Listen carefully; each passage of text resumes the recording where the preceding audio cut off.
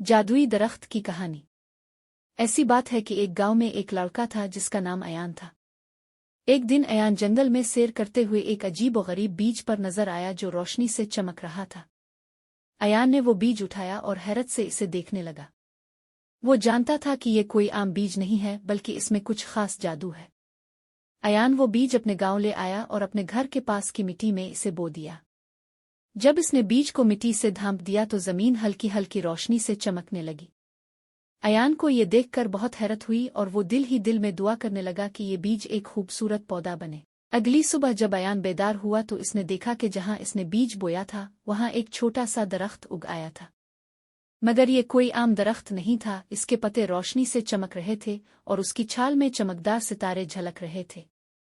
अयान को यकीन हो गया कि इसने एक जादुई दरख्त उगाया है। वक्त गुजरने के साथ साथ वो दरख्त बहुत तेजी से बढ़ता गया और पूरे गांव से भी ऊंचा हो गया। इसके शाखें दूर तक फैल गईं और गांव वालों को ठंडी छांव फराहम करने लगे। गांव के लोग जमा होकर इस दरख्त को देखने लगे और हैरत से इसकी तारीफ करने लगे। एक दिन इस जादुई दरख्त पर सोने के रंग के चमकदार सेब अलिफागने लगे।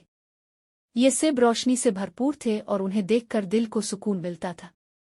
अयान ने एक सेब तोड़ा और जब इसने इसे अपने हाथ में लिया तो इसने एक अजीब सी ताकत महसूस की। अयान ने वो सेब गांव वालों में बांट दिए। हर वो शख्स जिसने वो सेब खाया इसे दिल में खुशी और तवानाई महसूस होने लगी। गांव के लोग इस दरख्त को खुशहाली और अमन की अलामत समझने लगे। सालों बाद भी वो जादुई दरख्त उसी तरह रोशन और कायम रहा। वो गांव की हिफाजत करता और लोगों को खुशी और सुकून फराहम करता रहा। गांव के लोग जानते थे कि जब तक ये दरख्त मौजूद है उनकी जिंदगियों में अमन और खुशी बरकरार रहेगी।